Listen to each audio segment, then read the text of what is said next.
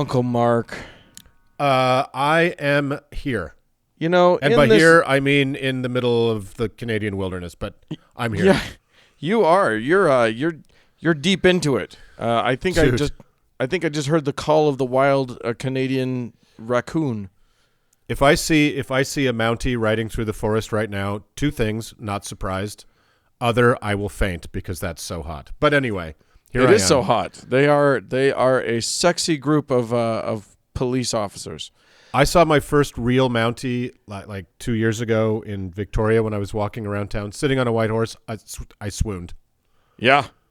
I swooned. And I screamed, "Oh, Canada," and then fell in front of him. Yeah. I imagine that's true. I tried to break some kind of law. I was rude. So anyway. Speaking of laws, yes. Did you know that in these United States, sometimes there are laws governing who can marry who? Now, for you, sometimes that was a law. There were laws that prevented you from marrying the person you loved for a very long time. Yes, and then you got to do it. Then I got to do it, and you're right. And there are laws, but Dan, when it comes to religion, laws are meant to be broken. Well, and some laws that very much should exist actually don't. That's right. That's a fun thing that we'll get to. But what we're talking about is marriage. A marriage that has been something that's existed since biblical times. Oh, you bet it has. You bet it has. So I'm gonna walk us through a particular oppression expression today, which is one of our maybe least favorite segments. But if you're gonna do a podcast about the excesses of religion, it's pretty hard to not have such a segment. So here we go. And I'll start by talking about a friend that was in the news not so long ago, a fellow by the name of Roy Moore. Oh. Who this fella kicked over a can of open secrets in America with his little history of hitting on girls as young as 14 when he was in his 30s. So what was even more alarming about this was the tidal wave of defense that came entirely from very conservative religious people claiming there's not only not a damn thing wrong with a state district attorney, now that means a guy who enforces the law, creeping around a mall cruising for girls who aren't old enough to drive. Right. But the near universal chorus that he, in fact, would have been within his rights to marry any of these children left all non-fucked up people to ask, what the actual fuck is this about, right? Yeah. So, Dan, our general policy here at the How To Heretic is, don't be religious. Yeah? It's not a hard and fast rule, but it's a pretty strong policy. It's a good suggestion. It's a good suggestion. And then second to that is, if you have to be religious, don't be female.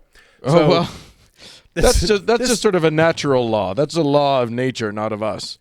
And this segment will kind of back up that chestnut of wisdom from your loving uncles here. So today I want to talk about an ongoing and bizarrely nearly 100% legal okie dokie oppression expression, and that is child brides. This is a worldwide phenomenon. We'll visit several spots on the globe before this is over. So the forcible or coerced using air quotes here, consensual marriage of girls to older men is a plague on this earth wherever conservative religion is exercised without legal and societal containment or barriers. The UN estimates that 37,000 girls under the age of 18 are married every day. Whoa. Every day in the world. That's enough girls to sell out Fenway Park in Boston, which my love of sport. I had to look that up on the Google. Every single day. And in 1 year, that's as many children being married as the entire population of Rwanda. So, holy crap. Despite the fact that conservative religious people everywhere, and specifically American Christians, seem to believe marriage is some kind of magical state of being where any problem on a Tuesday will disappear on a Thursday so long as a marriage was rushed through on a Wednesday, marriage is not a panacea for every fucking problem on the flat earth. So here's some stats that back that up, which using things like science. Women married before the age of 18 are 3 times more likely to have been beaten by their spouse than women married at age 21 or older. Wow. Maternal mortality for girls between 15 and 19 is twice as high as for women giving birth in their 20s. And for girls under 15, it is 5 times as high. Of the more than 15 million girls aged 15 to 19 in low and middle income countries that give birth every year, 90% are married. In the first year of life, babies born to teenagers are twice as likely to die as babies born to women in their 20s. Oh. Oh, yeah. The stats are horrible, right? Young mothers who survive childbirth more frequently suffer from debilitating and stigmatizing health problems due to higher rates of obstructed labor and fistulae. And fistula is a horrible complication from birth that leaves some women who can't get a simple procedure to fix it debilitated for life. Right. So let's talk about this fabulous scourge in a few places where it is most common. Oh, yes, The please. the Islamic world leads the medals count in the child bride Olympics.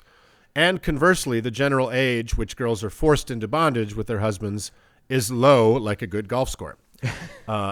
In Sudan, girls can be married at age 10 legally. Jesus Christ.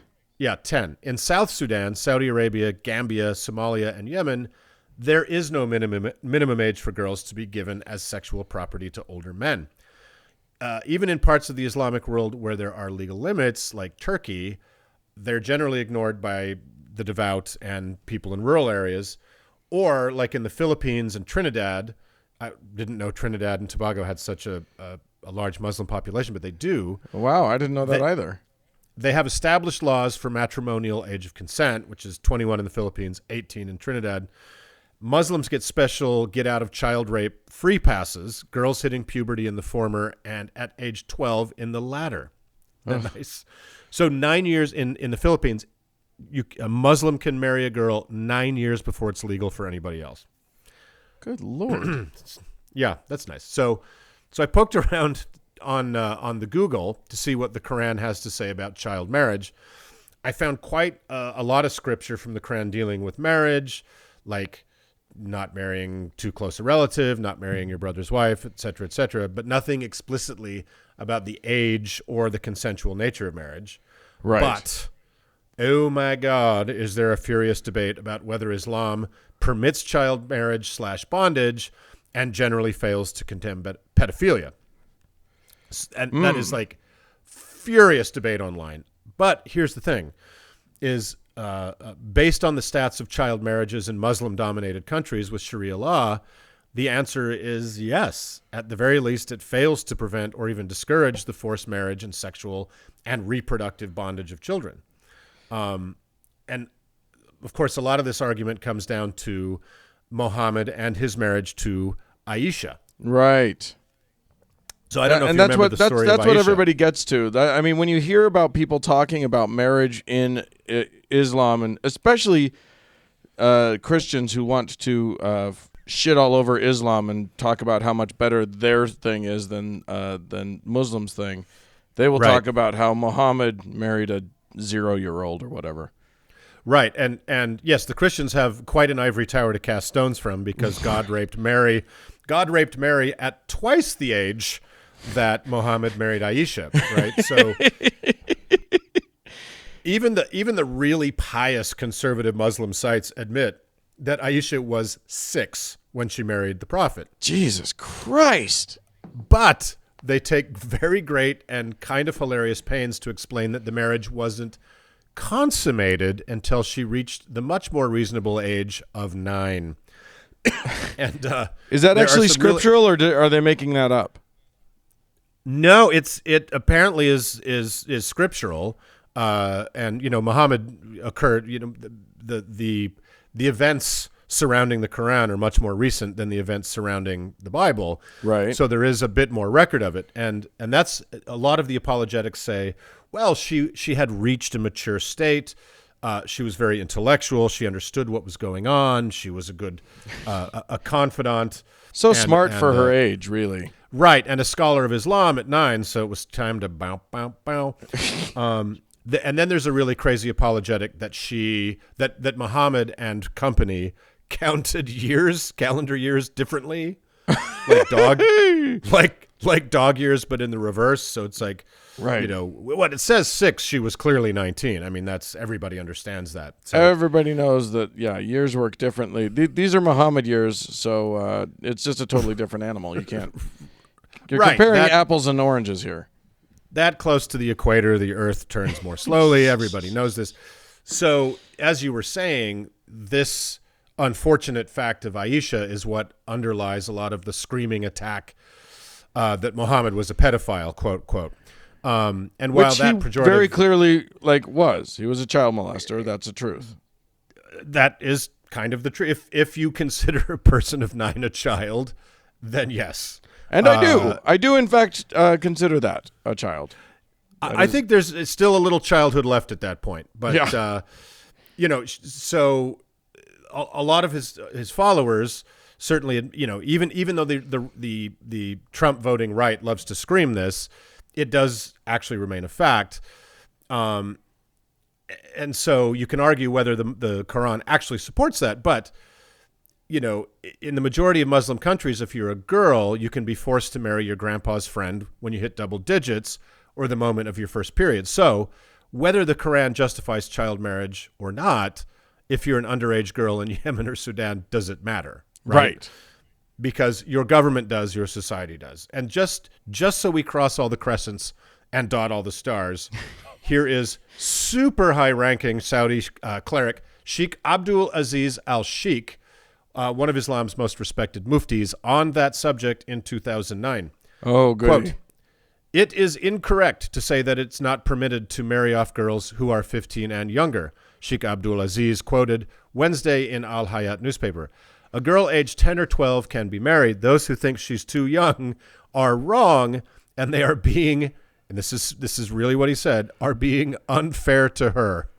Oh, yeah, because she wants it so much. Right. She Right. loves She wants her to be pregnant Uncle at 11. Sam. Yeah. I like that his name's Sam. Yeah. Sam, Saudi Sam. Saudi Sam. So let's leave the Islamic world there because that's quite enough. And now let's travel to the leading single nation for child marriage, which is India. Ooh, yes. So while the Islamic world leads in numbers of child brides generally, India has the highest number of any one country, pushing 2 billion people, hardly a surprise.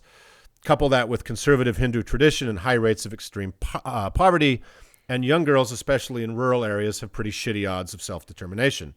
Right. According to UNICEF, and this kind of blew my mind, according to UNICEF, half of all women alive at present in India who are married were married as children. Oh. Nice, huh? Half. They got 1 billion people there. That's half of half a billion. You can you can math better than I can, but I know that that's a lot of ladies. That's as many as hundreds, easily. Easily. So, you know, like a lot of extremely conservative agrarian societies, daughters are of less worth than sons and seen as long-term economic burdens. So the sooner they can unload one onto somebody else for care and feeding, the better.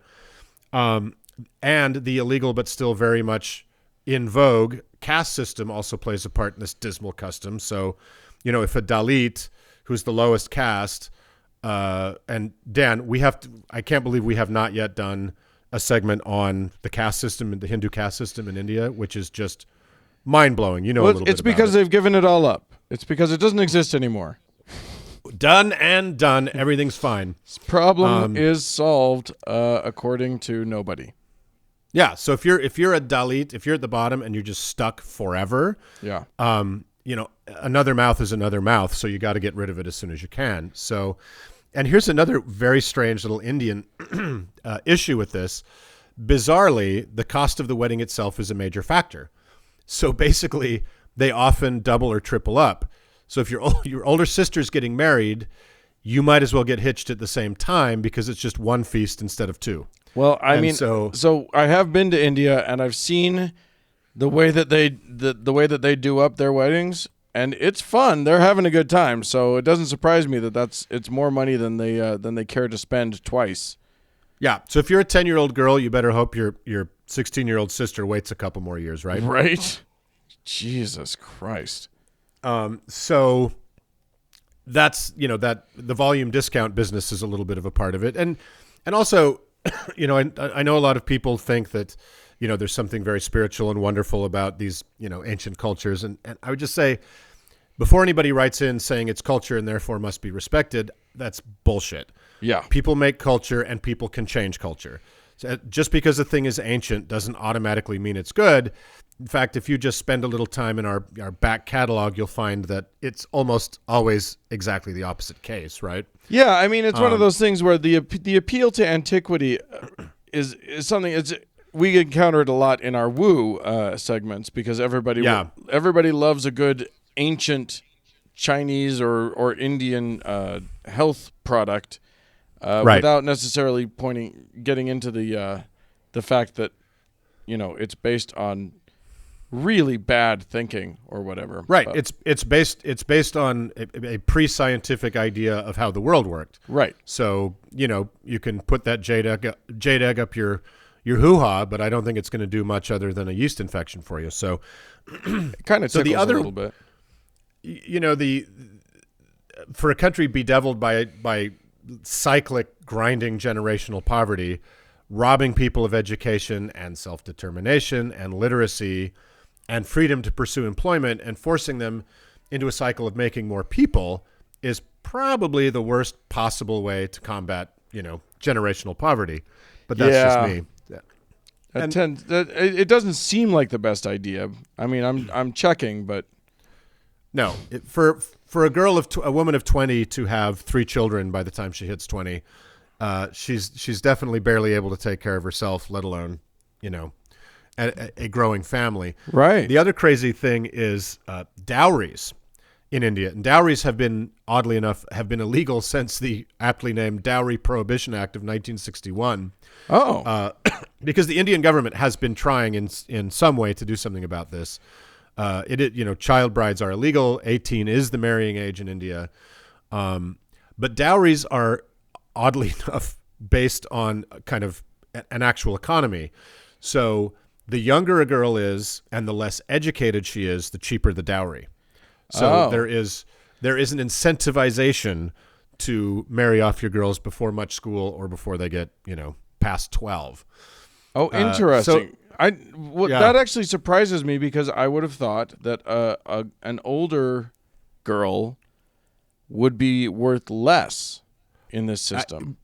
Based on all of these, everything we've already talked about with child brides, you'd think that. Yeah. And there's probably a breaking point, but if she's, I imagine if she can read and write and stuff like that, it's an advantage to the family. Sure. And that just comes along with being a little bit older. So anyway, good times.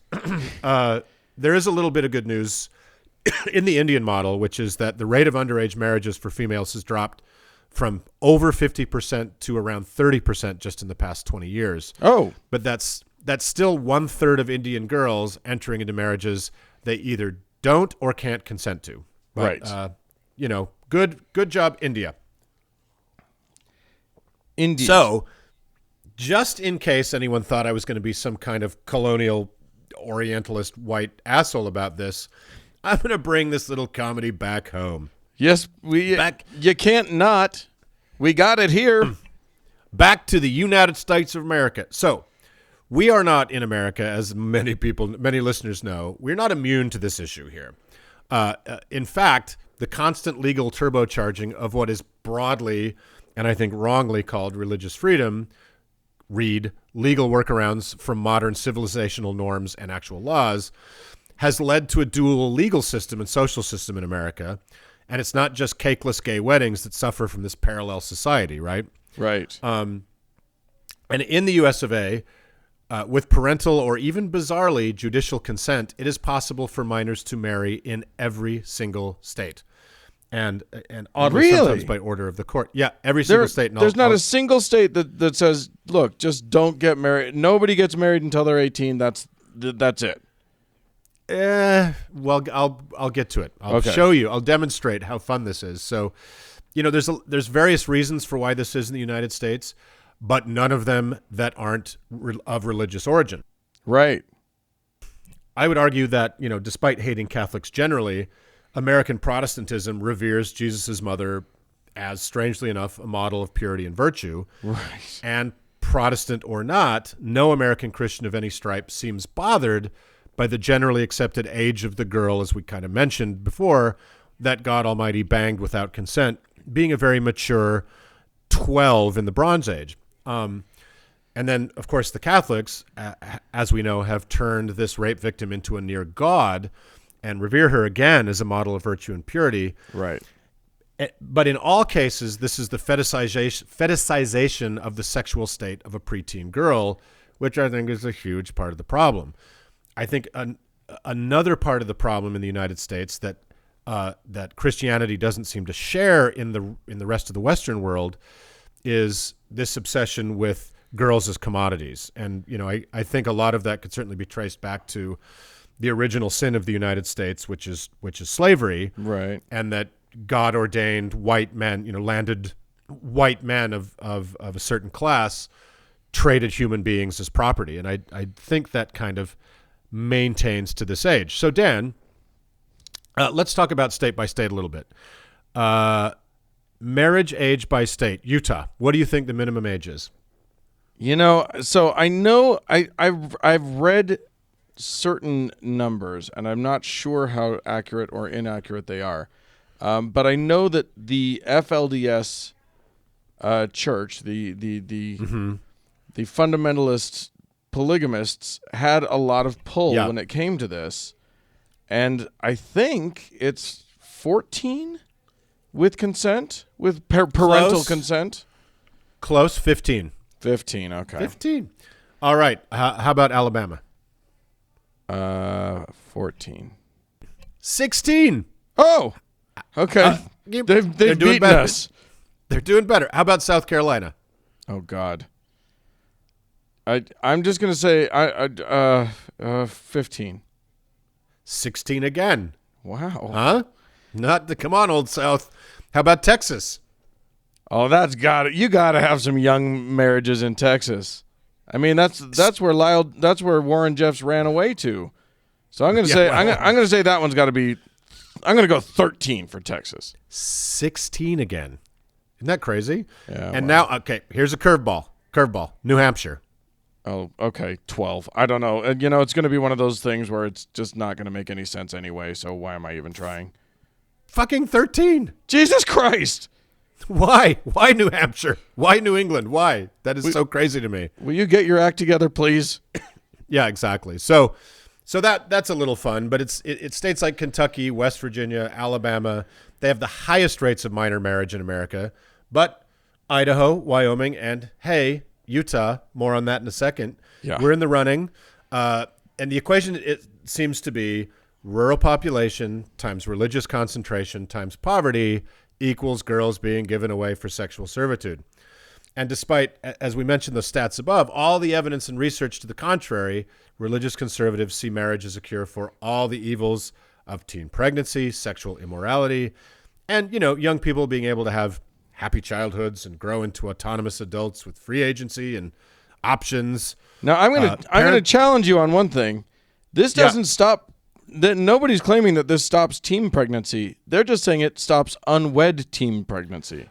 Right, and that's all shame based, right? It's shameful if you're unmarried. If you're a Christian, your unmarried daughter gets pregnant. That's shameful. Right. If your 14-year-old daughter's married and gets pregnant, well, that's a mitzvah, right? Right. They've basically made a loophole for themselves where, it's not unwed pregnancy if you wed her off real quick. Exactly, and crazier, like a lot of times courts, with or without parents being, involved in the consent, courts will oftentimes force kids into marriage in statutory rape cases, and they'll waive prosecution generally of the older boy if they get married, which is crazy. Yeah, I think again we've gone to biblical precedent on this. Yeah, well, it all comes back to that, doesn't it? So, and I just, follow on with saying we see these carve-outs in literally every state that allow children, again, almost always girls, to be married even though state law expressly lays out a minimum age. Because in most of the rest of the country, it is 18. But the bulk of these workarounds involve, quote, parental consent. Right. But there's really nowhere in the U.S. that there's any law or any mechanism by which, quote unquote, consent of the minor girl in question is established.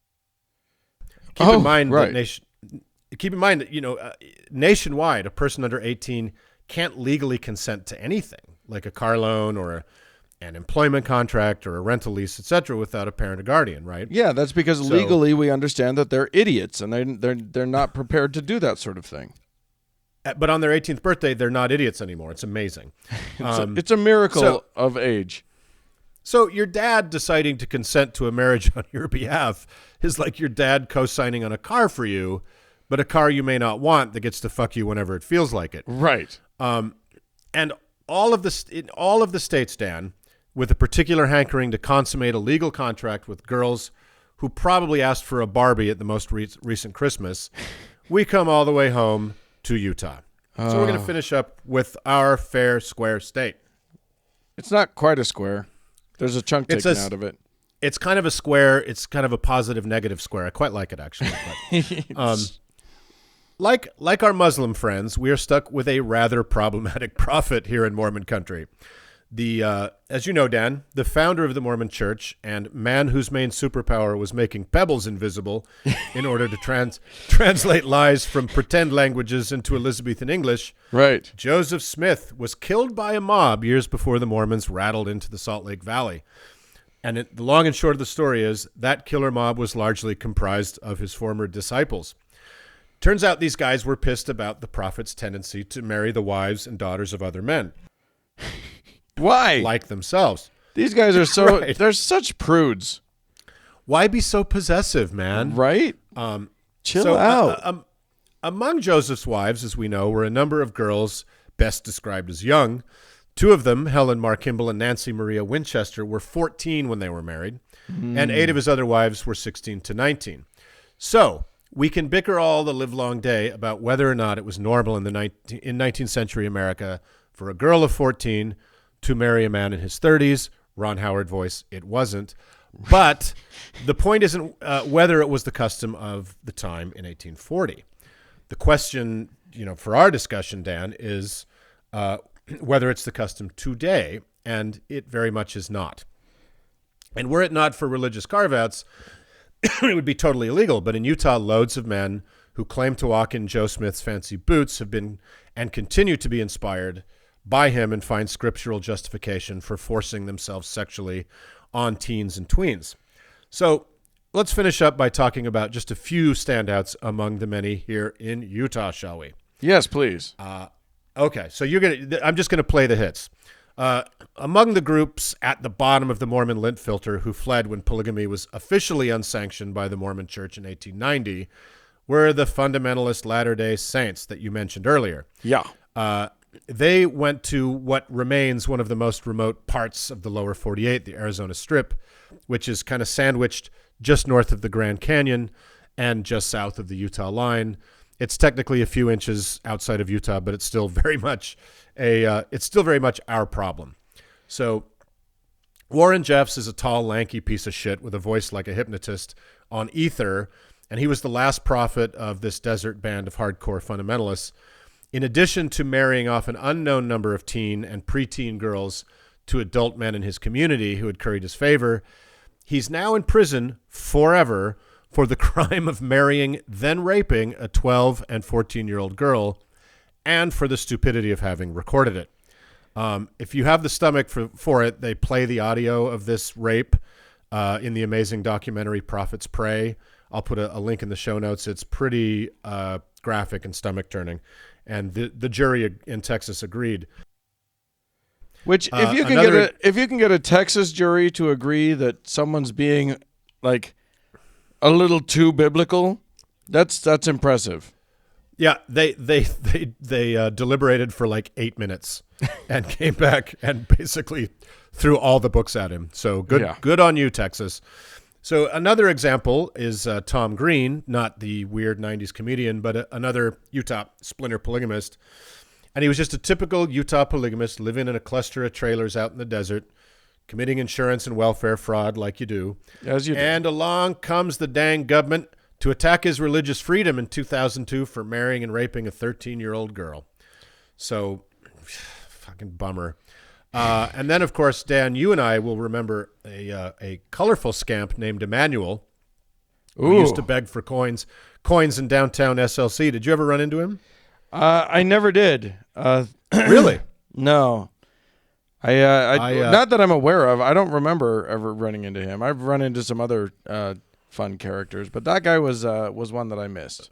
Thankfully, you might remember he dressed like a Book of Mormon prophet, and he thought of himself as one. And in 2002, this godly man kidnapped a 14-year-old Elizabeth Smart from her family home, and what followed was nearly a year of brutal captivity and constant rape.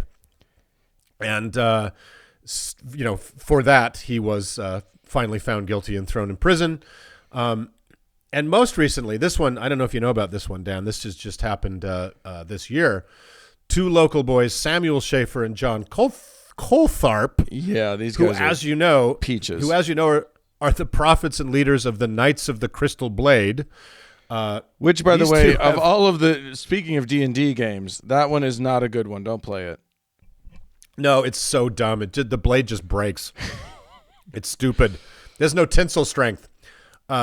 These two have tested Utah's extremely permissive stance on letting religious people run beyond the legal fences that bind the rest of us. Right. These rascals took turns marrying each other's daughters, ages 8 and 4. And yeah, I'll let you tell the story, but it's not even cute how they ended up finding these girls. Well, I didn't get into the whole how. I know they were in shipping containers out in the desert, right? They were in barrels, or something like that, just out in the middle of the desert. They had hidden them there. The fellas had socked them away.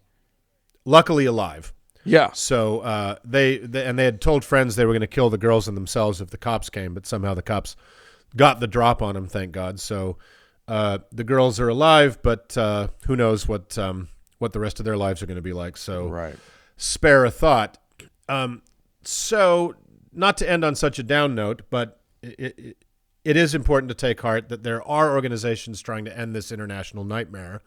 Unchained at Last works to help women and girls out of forced marriages in the U.S. Right. UNICEF, of course, is doing good work all around the world, trying to incentivize different behaviors in traditional cultures. And there's a bunch more, and I'll include them in the show notes for anybody that wants to dig a little deeper. But again, remember, this phenomenon does not exist in non-religious communities. This is entirely conservative faith groups that perpetrate this nightmare. So that's an important point to note. We don't want to lose sight of the fact that this doesn't have to happen. There's no reason why it happens except that there are literally Bronze Age books that claim that it's okay, and then everybody just goes, "Oh, okay, I guess it's all right." Well, you could almost, Dan, and just almost squint your eye and draw the preposterous conclusion that religion is very, very often just a bunch of extra-legal hooey cooked up by men who, under normal circumstances would just be pedophiles and rapists, but don't want to go to jail and they want to get rich. So yeah, that's one way to look at it. Or it's all real. Or either way, every bit of it is as real as you could possibly want it to be. We'll leave it to the listeners to decide. So that, my friends, is the wonderful world of child brides. I don't recommend it. Yeah. Go out there and get yourself an of-age woman, fellas. That's the official stance of us. Or if you need to marry a much younger woman, get a trophy wife of the appropriate age when you're of the appropriate age. It's a midlife crisis thing. It's not a preteen crisis. There's no such thing as preteen crisis. Don't do it. So it's gross. Let's move on. Okay, moving on.